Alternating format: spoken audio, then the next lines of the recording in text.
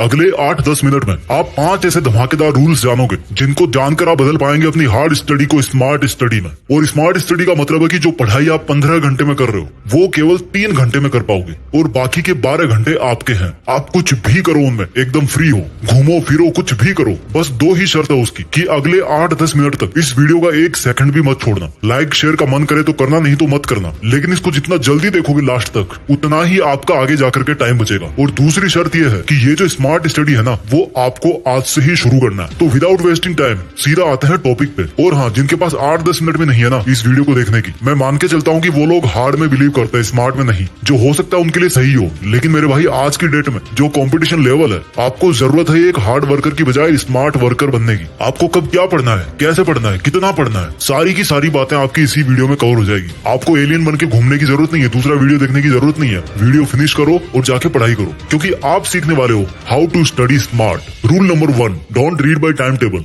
Read by mood. पहला rule ये है कि टाइम टेबल से नहीं बल्कि मूड के हिसाब से सब्जेक्ट चूज करके पढ़ाई करो। आपने मान लो टाइम टेबल बना रखा है, उसके साथ क्या प्रॉब्लम है कि जैसे ही आपका किसी सब्जेक्ट पे एक्स्ट्रा लोड बढ़ने लगता है आपका टाइम टेबल डिस्टर्ब होने लगता है। या हो सकता है रोज एक ही टाइम टेबल पढ़ के आप बोर हो जाओ। मान लो टाइम टेबल के हिसाब से आपने अपने सामने मैथ की बुक खोल के रखी है। अब अगर आपका दिमाग काम नहीं कर रहा उसमें, तो आपके पास में 2 ऑप्शन है। या तो बुक को बंद करो भाई, थोड़ा घूम लो फिर लो बाहर जाके, किसी शांत जगह पे जाके बैठो और वापस आके फिर पढ़ने की कोशिश करो। दूसरा ऑप्शन यह है कि ये देखो, मैथ में अगर दिमाग आपका नहीं काम कर रहा तो साइंस में काम करेगा। अच्छा, साइंस में नहीं करेगा तो क्या इंग्लिश में करेगा? अच्छा, इंग्लिश में भी नहीं करेगा तो क्या अभी सोशल साइंस पढ़ोगे? कहने का मतलब है कि टाइम टेबल से ज्यादा आपका मूड मायने रखता है।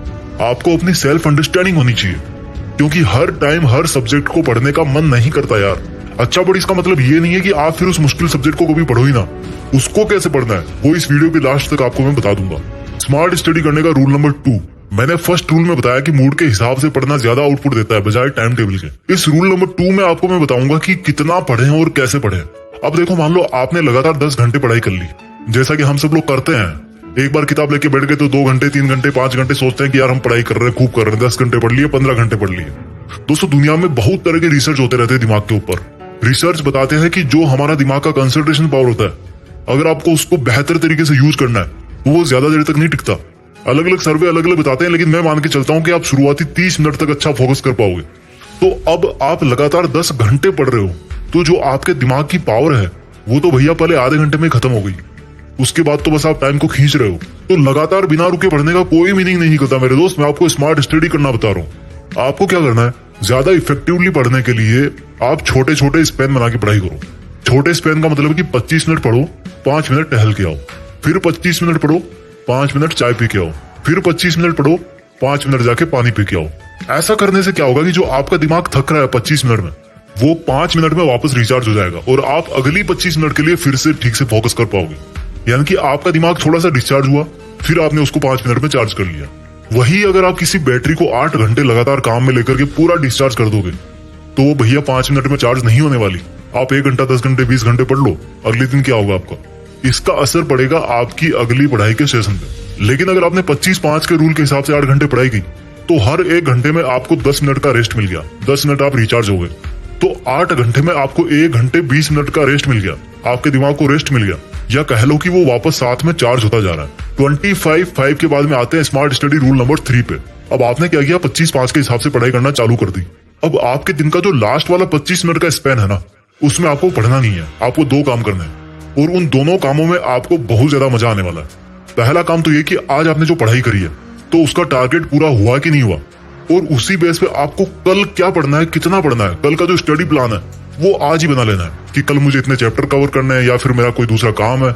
जैसे मान लो आपको मार्केट जाना है, तो आपको कोशिश ये करनी है कि आपका जो पढ़ाई का प्लान है वो मार्केट जाने से पहले ही कंप्लीट हो जाना चाहिए। या कह लो कि शाम तक या दोपहर तक आप अपना टारगेट पूरा करो और उसके बाद में दोपहर बाद ही शाम को जाकर के मार्केट में काम करो, अगर बाद में कर सकते हो तो। क्योंकि मार्केट में तो इतना दिमाग लगाने की जरूरत है नहीं यार आपको। तो दिन के लास्ट के जो 25 मिनट वाले स्पेन में पहला काम तो आपको ये करना है कि आज की जो प्रोग्रेस हुई है उसके हिसाब से कल का प्लान एडवांस में बना लो, ताकि आपको सुबह उठते ही पढ़ाई पे लग जाना है, एलियन की तरह इधर उधर नहीं घूमना।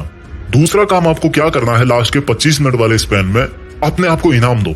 अबे इनाम कैसे दोगे यार अपने को? मान लो आपने कोई मूवी देख ली, या चले गए गोलगप्पे खा के आ गए, या दोस्तों के साथ गॉसिप कर ली, जिसमें आपको मजा आ रहा है, जिसमें आप डेली अपना टाइम वेस्ट करते हो, जिसमें आपको मजा आता है, उसको आपने उस लास्ट वाले स्पेन में किया। तो वो आपका एक तरह से रिवॉर्ड हो गया। हमारा जो दिमाग है ना वो एक बच्चा है यार, और जैसे कोई बच्चा काम कर देता है तो उसको क्या देते हैं बदले में? चॉकलेट देते हैं। तो उसी तरह से उसको ट्रीट करना है। समझ गए मेरी बात?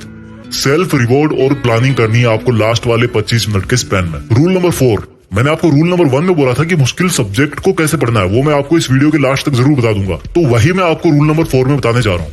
रूल नंबर 4 है कि आप तब तक किसी सब्जेक्ट में परफेक्ट नहीं बन पाओगे जब तक उस सब्जेक्ट को आप अपने लिए सिंपल नहीं बनाओगे। एक स्मार्ट स्टूडेंट वो होता है जो मुश्किल से मुश्किल टॉपिक को भी सिंपल से सिंपल वर्ड्स में समझा सके। जिस दिन आप में ये क्वालिटी आ जाए, समझ जाना कि आप उस सब्जेक्ट के मास्टर बन गए हो, आप स्मार्ट हो, इंटेलिजेंट बन गए हो। इंटेलिजेंस का मतलब होता है कि चीजों को सिंपल बनाना। जैसे मान लो कोई बहुत बड़ा साइंटिस्ट है, उसने एक ऐसी मशीन बना दी जो बहुत काम करती है, बटन दबाते ही कोबरा निकल के आता है, लेकिन उसको यार यूज करना मुश्किल है। तो इस इंटेलिजेंस में क्या मजा आया? अब वही साइंटिस्ट अगर उस हाईली कॉम्प्लिकेटेड मशीन को यूज करना बहुत आसान कर दे कि भाई कोई भी बंदा आएगा 5 मिनट में उसको सीख जाएगा, बटन दबाते डायनासोर निकाल लेगा वहां से, तो इसको बोलेंगे तो real intelligence with real smartness. अब भैया पढ़ाई को कैसे आसान बनाए ताकि हम स्मार्ट और इंटेलिजेंट बन सके? तो देखो, टॉपिक्स को सिंपल बनाने के लिए आपको फैक्ट्स और कंसेप्ट समझनी पड़ेगी। अब फैक्ट क्या होता है, कंसेप्ट क्या होती है? साल्ट में सोडियम और क्लोरीन होता है, ये है एक फैक्ट। और वो बनता कैसे है, वो हो गई उसकी कंसेप्ट। तो आपको फैक्ट से ज्यादा कंसेप्ट पे ध्यान देना है। अगर आप कंसेप्ट समझ लोगे तो उससे रिलेटेड जितने भी फैक्ट्स है वो सब के सब आपको याद हो जाएंगे और हमेशा के लिए याद हो जाएंगे।